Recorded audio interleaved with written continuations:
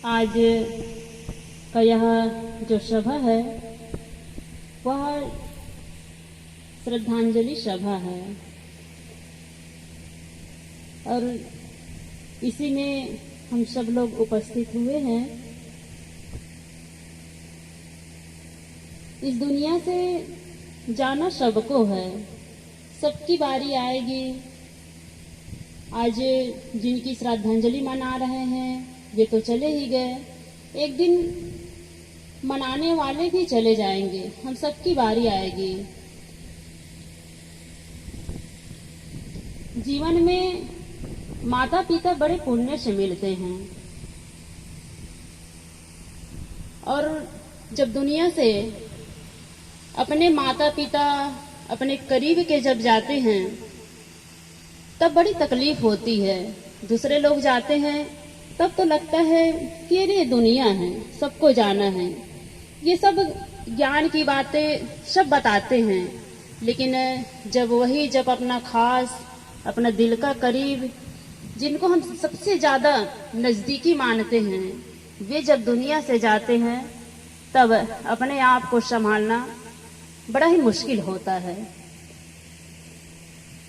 आज हमारे बीच में पूजनीय श्री माता जी नहीं रही और उनको मैं बहुत दिन से जानती हूँ, जब से आश्रम आई हूँ तब से, क्योंकि उनकी सुपुत्री श्रद्धा श्री सुमित्रा साहेब जी हमारे आश्रम में वे साधनारत है और वे भी बताती थी कि ये जो देन है वे माता जी की है। क्योंकि जब भी वे सोहराम आती थी तो प्रायः इनसे कहा करती थी कि सबको जाना है और शरीर सबका छूटना है, एक दिन मैं भी इन दुनिया से चली जाऊंगी, तो अपने आप को संभालना और साधना में साधनारत रहना, ये उन माँ की सीख रहती थी। और वाकई में माता पिता जो संतों से जुड़े होते हैं वे समझते हैं कि दुनिया से जाना सबको है और हम भी जाएंगे, सबको जाना है। लेकिन माता पिता का जाना वाकई में एक अपूर्णीय क्षति होता है। जैसे गुरु और माता पिता जब दुनिया से जाते हैं तो लगता है कि सब खाली हो गया, कुछ भी बाकी नहीं रहा। लेकिन ये केवल हाथ में केवल दुखी मनाते रहें, केवल रोते रहें, यह उचित नहीं है।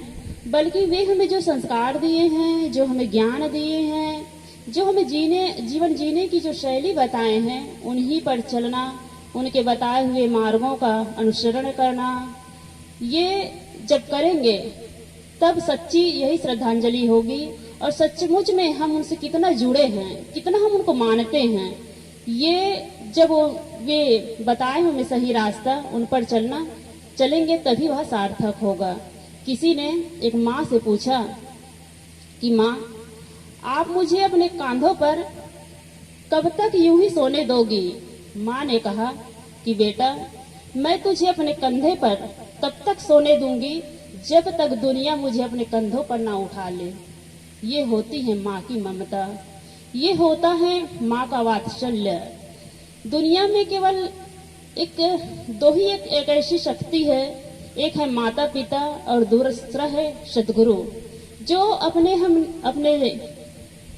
चरणों से, अपने शरण से कभी भी दूर नहीं करते हैं और वे सदैव हमें अच्छे मार्ग पर ले जाते हैं, हमें सही दिशा पर ले जाते हैं और सही रास्ता हमें बतलाते हैं।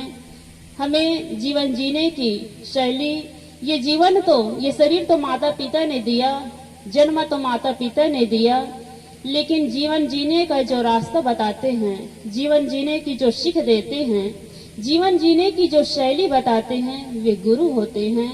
इसीलिए माँ बाप और गुरु को ऊंचा दर्जा पर रखा जाता है कि दुनिया में माता है और गुरु है, जो हमें सही दिशा निर्देश करते हैं, जो हमें अपने शरण में रखते हैं। चाहे कितनी भी गलती करे, माँ ये नहीं सोचेगी कि बेटा या मेरी पुत्री है उनका अहित हो, क्योंकि माता जन्म देती है तो उनको का तकलीफ वे जानती है कि कितने दर्द से, कितना तकलीफ से बच्चे का पैदा होता है।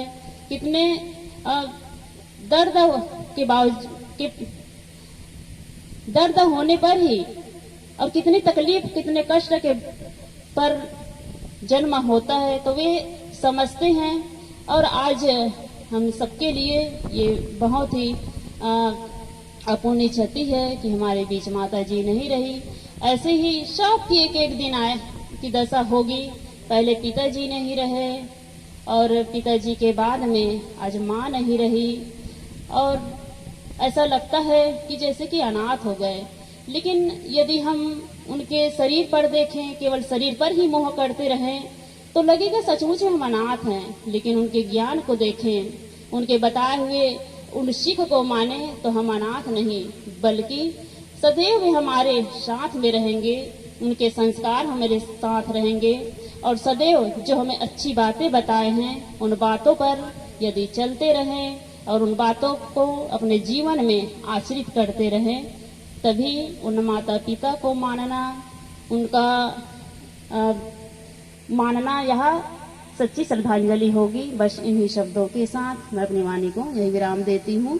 बोलिए सदगुरु कबीर साहिब की जय। बहुत ही संक्षेप में और सारे अद्भुत